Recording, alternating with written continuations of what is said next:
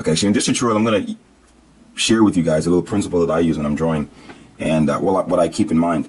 And I refer to it as the less is more principle. And the main idea is that when you're drawing with pen and ink, it's easy to over-render. All right, and I think it's the same thing with pencil as well, but with pen and ink especially, because pen and ink is a little tricky because it's permanent. When you lay a line down, you can't take it back. So how some practical ways that I use this? Like, for example, with texture. With texture is perhaps one of the most important areas that I use it. So, for example, you can have a circle like that, right?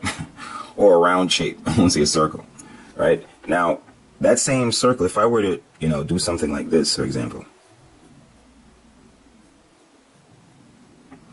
See, just by doing this, I'm suggesting texture in some sense, without even filling this in. So in the same case as like when I'm drawing like say a tree, for example, and I would do some stuff like this.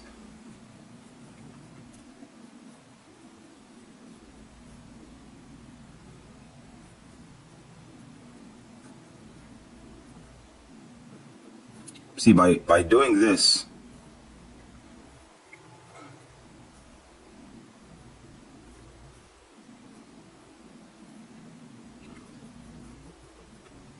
yeah, what I'm saying is, just by making the contour like this, I'm already suggesting a lot about the texture of the thing. So instead of going in and filling this in, all you have to do is perhaps just make some simple things like this within the body of that shape. And that will take care of, creating enough sense of texture throughout the whole thing. So this is what I mean when I say by suggesting. So you're just giving a little information to imply something and not necessarily state the thing explicitly. And the same thing even with this little, the trunk of the tree here. See, right now, there's nothing here that's suggesting texture. But if I were to go in and perhaps do some things like this, that alone helps to create a sense of the texture of the thing, especially if I were to modify the contour of it a little bit. See, and that alone helps to suggest some type of a texture, right? In the same sense, going back to this shape, if I wanted to reinforce the sense of texture of this thing, I would just simply go in and maybe do a little bit of this in some areas. And that's it. See, and that's enough to create a sense of texture without doing that much. And this is very important. I'm using very simple examples here, but it's very important to grasp this concept because it's very important to learn to let the eyes work. And this is where you give something to the imagination of the viewer, right? You don't always say everything. You suggest it, and the imagination will fill in the rest, right? It makes the drawing sometimes a lot more interesting. It's like, for example, even if you're drawing the contour of somebody's head, you don't completely close it. You leave it open to give it a little bit room for the mind to wander a little bit and wonder what is filling in that space or what should have been there and stuff like that. All right. So we're using the same concept of suggesting. Even with something like this, even this one, see, it's pretty open right now. There's nothing really going on there. Now, if I were to, just suggest the texture of this thing, I could do a number of different things, but I'm just gonna do a little kind of a basket weave texture here.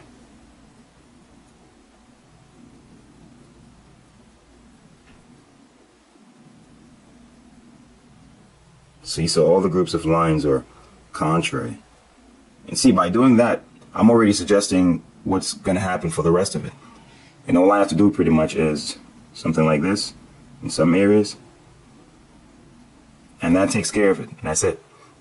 I won't really need to do anything more. See, you may even do less than that. So the point I'm making is, in some cases, you're going to find that it's even more effective to not even cross hatch. You may just use some hatched lines, and that will be enough.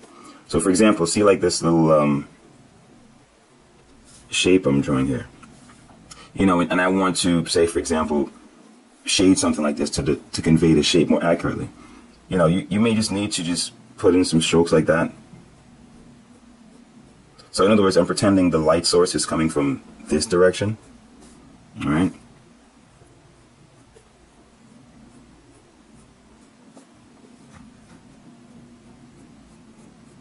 And that's it. That's it. That's what I mean, simple is more, because just by doing this, I'm already telling you enough about the shape of this form. I don't necessarily need to go in here and in here and, you know, do any additional work. It may be enough just to do that to convey the shape of the thing. All right. I mean, of course, you can overdevelop this. You can go in and create crosshatch lines and so on and so forth. But a lot of times, simpler is best. You know. In the same way, you can have a shape that's like, you know, I don't know. I'm just gonna create something here. You can have a shape like that's like this. I'm not even sure where this is going.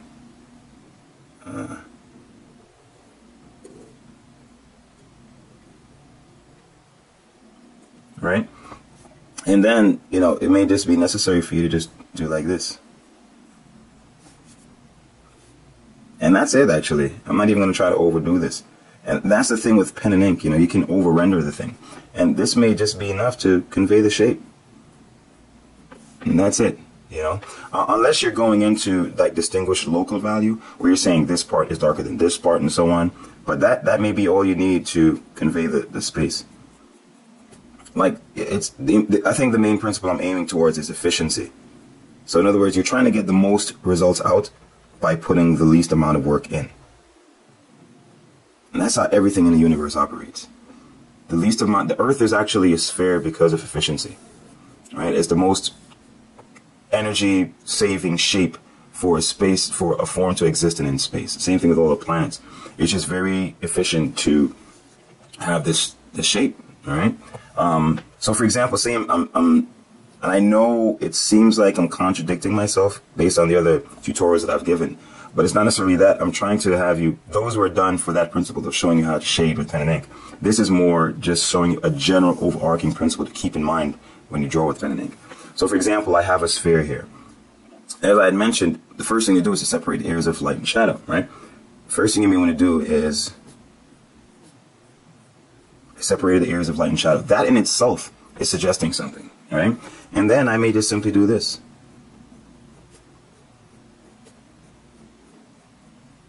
And that alone, see, is shading this rounded shape. I may not necessarily need to go in with any more lines, okay? If I want, I may cross hatch a little bit, like so, go in the other direction, and that's it. See, that alone creates a sense of volume and light and shadow. It conveys the shape, the three-dimensional shape, and it gives a sense of space, right? Because we know that, for example, if a shadow were formed, it would be here, see? And that also can be shaded pretty simple. Straight lines just like that, and you're done, right? And I said, if you want to darken this, you can cross-hatch your lines, or you could layer the lines in the same direction. And that's pretty much it. In the same way with a cylinder. And I'm drawing these basic shapes because, again, everything you draw can be simplified to be visualized in these basic forms. A sphere, a cylinder, and a cube I'm going to draw next. So again, I'm separating the areas of light from shadow. And then this is in the shadow area.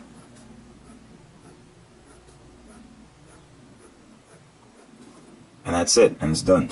All right, that's just the basic framework, and it's important to be able to have this down. Knowing how to be very simple with what you're conveying. So that means if you should go over this, it's deliberate, and you're doing it for a specific reason. Okay, you may want to reinforce the shadow area, or you know, whatever else that it may be an aesthetic reason. You know, you're doing it because it looks better to you. But the point is, understand basic framework that underlies everything else. Right. So, you know, just remember that simple is always more. Simple is always best. You say, I have a shape like this.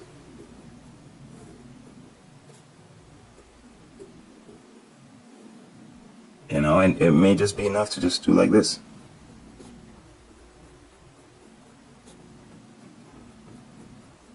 This is something I always share with students, and they always greatly appreciate it because in their minds they have this insurmountable task that they have ahead of them when it comes to shading, you know. So they overwhelm themselves by how much they think is expected to render something, and it's really not. And I could just do something like this. That alone says something about the shape, right? This alone, just drawing these simple lines that I just did, implies that this is a convex shape right here, and here is kind of concave and then convex. Just by doing simple broke these lines, and I would advise you master them, or perhaps one of the most useful lines you'll use in pen and ink, groups of lines or types of lines, and it's just doing like that. This is the shape, and convex concave, or convex concave, however you want to look at it, but being able to use broken lines to create that same thing, you'll find that there is an infinite range of uses for this simple type of a list of a group of broken lines, just like that. You'll use it a lot. Same thing if I had a shape like this. Believe me, this is a very simple principle, and it will help you a lot. Just doing something like this. You're just doing something like that alone, that helps to convey the shape of this form very easily. All right.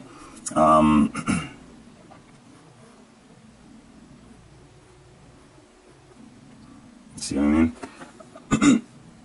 Say for example, you were drawing a rock or something, right? Something like this. See, that shape has no basis. But as I said, remember, well, basis in terms of three-dimensionality. Remember I had mentioned about, I always use a cube as a basis for drawing rocks. Now something like this, if I had a pencil, maybe I could outline the different planes that I'm imagining for this. But just going back to that simple, and complex principle, it's like I could use lines like this.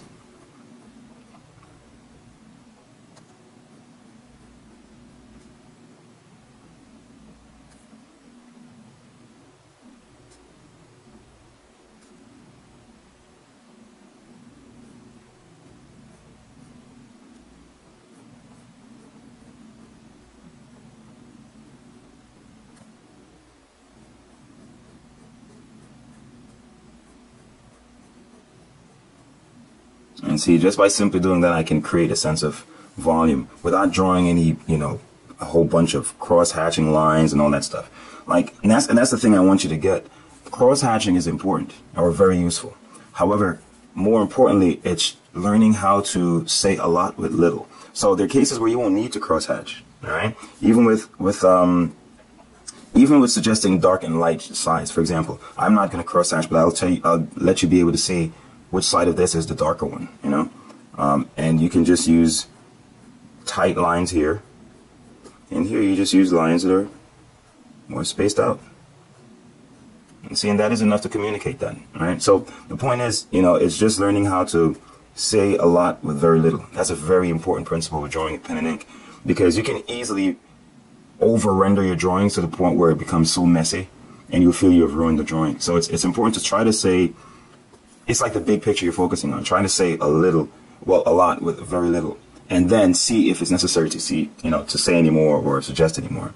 So you can have a shape like this, like an egg or whatever, and you may have lines like this, for example, to suggest a shadow area or whatnot, and the rest, you may just want to use stipples.